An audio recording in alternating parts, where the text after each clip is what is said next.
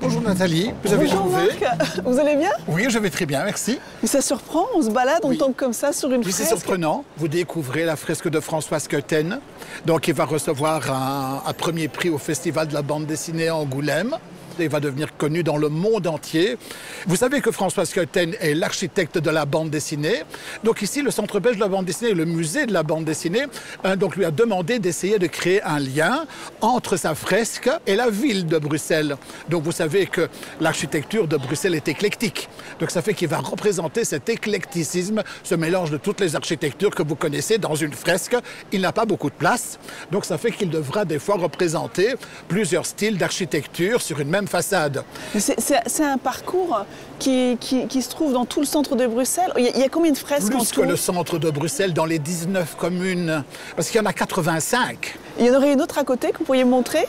Ah oui, oui, avec grand plaisir. Ouais, je vous suis. Oui, certainement. Ça tombe bien, j'ai le guide qu'il faut et qui connaît par cœur toutes ces fresques. Voulez-vous un petit cours de frappe? Pour vivre ce parcours à votre rythme, un guide papier détaillant ces fresques est disponible au bureau de Visite Bruxelles.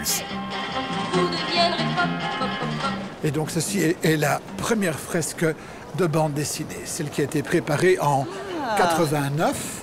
Vous avez Frank P. qui dit non, je ne vais pas représenter le Plattesteen comme cette place est aujourd'hui, parce que c'était le quartier chaud de Bruxelles. Je vais la représenter comme elle était avant 1865, quand il y avait encore beaucoup d'eau dans la ville de Bruxelles. Donc on était entouré par des bras de la Seine ici. C'est pour ça qu'il la représente. D'où les mouettes, d'où les... Ah oui. Oui, on va devenir des mouettes, Nathalie. On vole comme des mouettes. Et on voit le Plattesteen qui est représenté en perspective d'oiseaux, en perspective de mouettes. Et maintenant, quand vous vous retournez, vous allez voir encore une autre fresque. Oui. C'est celle de Francis Carin avec son personnage principal, Victor Sackville.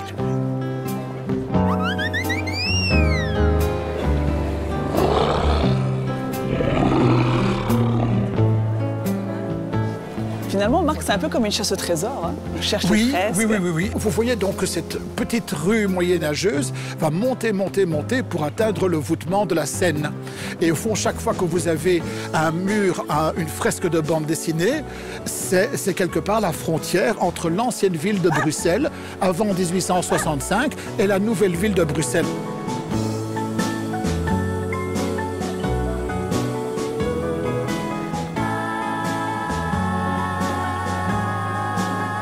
Le musée de la bande dessinée a demandé à ses auteurs, quand c'était possible, de créer un lien entre la fresque et le quartier. Ouais. Donc ici, vous voyez Ricochet, qui va au bon secours de Nadine, Oui. fille du commissaire Bourdon, parce que nous sommes ici dans la rue du Bon Secours.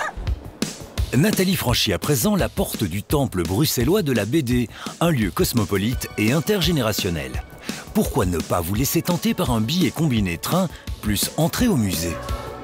Bonjour Isabelle. Bonjour Nathalie, Vous allez bien? ça va bien et vous? Bienvenue dans le plus beau musée du monde. Magnifique ce C'est bâtiment. magnifique, un beau bâtiment Horta qui date du début du XXe siècle. Qui avait une autre histoire avant, j'imagine. Ah oui, aujourd'hui vous êtes dans le musée de la bande dessinée de Bruxelles, mais effectivement au début c'était les magasins Wokey qui était un magasin, un grossiste en tissu en fait.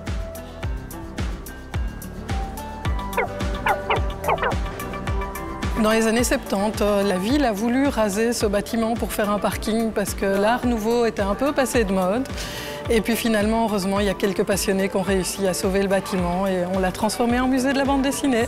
Le temple de la bande dessinée ici. Le temple de la bande dessinée. C'était important pour Bruxelles d'avoir son musée. Ah ben je pense, oui, ça fait partie de notre ADN et donc il fallait quand même qu'on ait un lieu pour pouvoir célébrer l'art de la bande dessinée. La visite commence là-haut, c'est ça? La visite commence là-haut, on y va? Ouais, je vous suis. Dans ce musée, vous pourrez notamment vous plonger dans des BD mises à disposition dans la salle de lecture, exhumer des ouvrages au centre de documentation, faire une pause à la brasserie pour parcourir ensuite les expositions très documentées. Alors ici, on est dans l'exposition qui s'appelle l'art de la bande dessinée. Donc il y a une rotation de planches originales régulièrement et ça explique les différentes étapes de création d'une bande dessinée. Mais il faut savoir qu'il y a autant de manières de faire une bande dessinée qu'il y a d'artistes. C'est extrêmement riche en fait. C'est extrêmement riche. Maintenant, on peut retrouver des choses tout à fait explosées, tout à fait réinventées. On n'a plus forcément les lignes pour les cases, on n'a plus besoin de ces codes-là pour comprendre et pour pouvoir lire une bande dessinée. En fait, l'art de la bande dessinée, la création de la bande dessinée est quelque chose d'assez récent, d'assez jeune. Et donc, ils ont encore l'occasion de se réinventer en permanence et d'être dans la recherche. Ouais. Et donc, d'ailleurs, les jeunes auteurs aujourd'hui souvent se challengent en changeant de style, en changeant de technique. Tout est permis, en fait. Tout est permis. Et maintenant, le tout est d'aller chercher ce qui nous intéresse et pouvoir trouver ce qui fait plaisir dans ces bandes dessinées.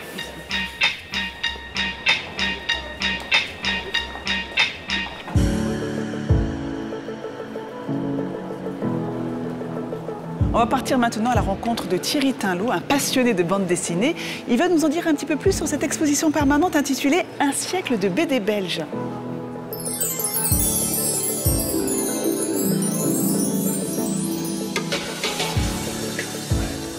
Bonjour Thierry.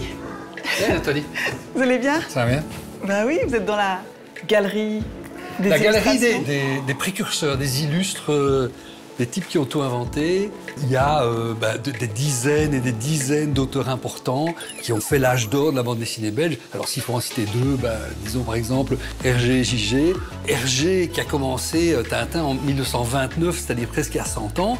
Il n'y avait pas de journal Tintin à l'époque, c'était publié dans un petit journal qui s'appelait Le Petit 20e, c'était un journal confessionnel. Et c'est lui qui va créer tout ce qu'on va appeler l'école de Bruxelles après. Et de l'autre côté Gigé, qui lui, toute sa carrière, va créer, nourrir en son sein et dans son atelier des grandes futures stars qui seront beaucoup plus connues que lui. Et donc ce sont les deux personnes, je dirais, les plus importantes qui ont fait en sorte qu'encore aujourd'hui, il y a des bandes dessinées qui sont directement inspirées de ce qu'ils ont inventé, si tu veux. Quand on lève la tête, on voit une belle galerie, mais surtout beaucoup d'hommes. Alors, c'est une particularité de la bande dessinée belge. C'était un truc 100% masculin. Alors heureusement, ça a changé. Ça a beaucoup changé. Ça a beaucoup changé. C'est une discipline qui a été inventée et alimentée par des hommes. C'est comme ça. Alors on parlait des journaux. Cette partie-ci de l'expo, elle est consacrée justement aux deux journaux.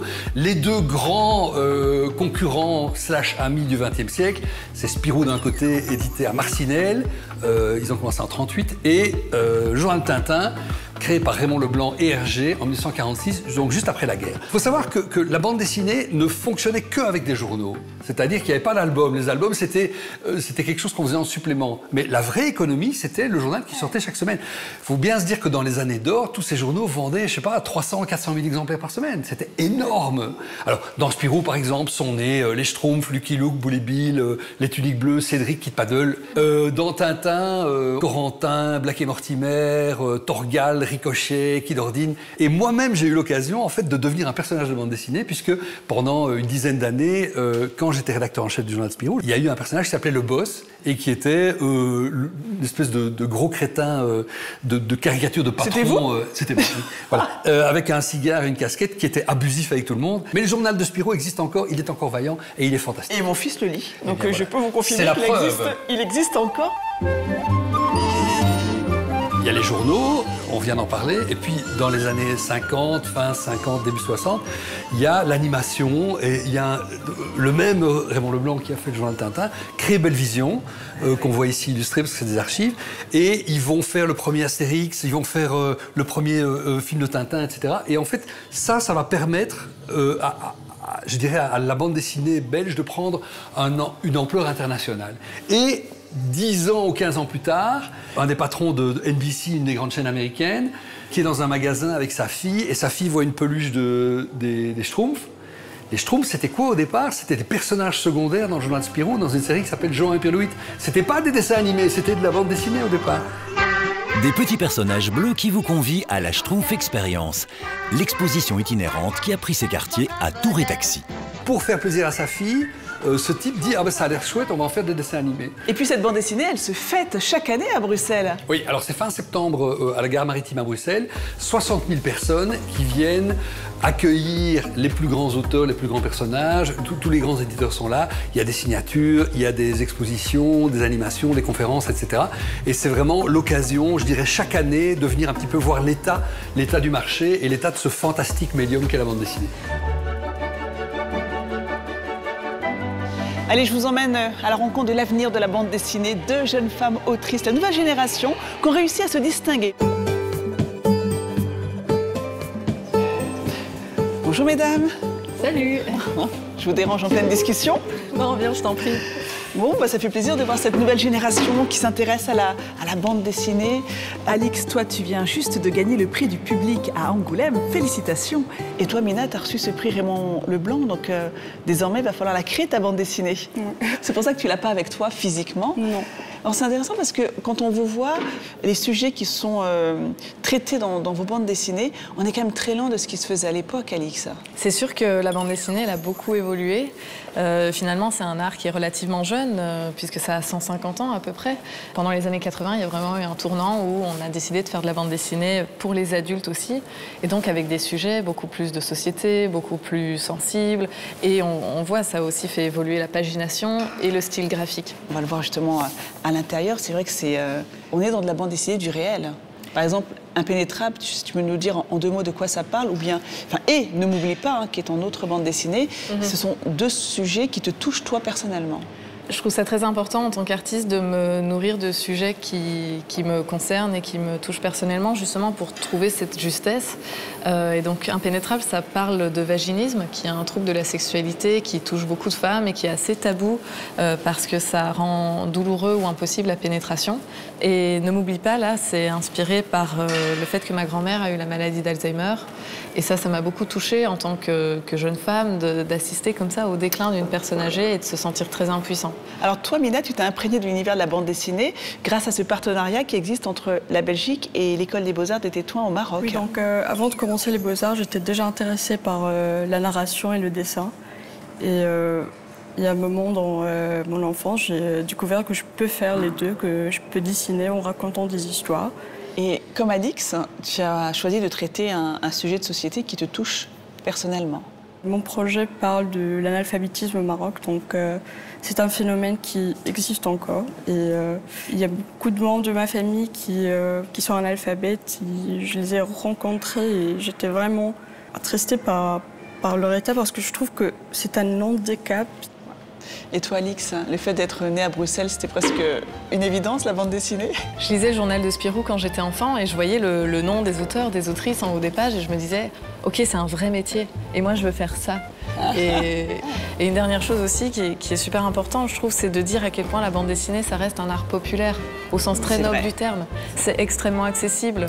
Tout le monde en Belgique et en France lit des bandes dessinées. Et ça, c'est un peu une exception culturelle aussi dans le monde entier. Il n'existe pas de marché de la bande dessinée tel que le marché francophone. C'est un peu l'Eldorado. Et ça, on peut vraiment en être très fiers. Ben, vous représentez merveilleusement bien cette nouvelle génération. Merci à toutes les deux.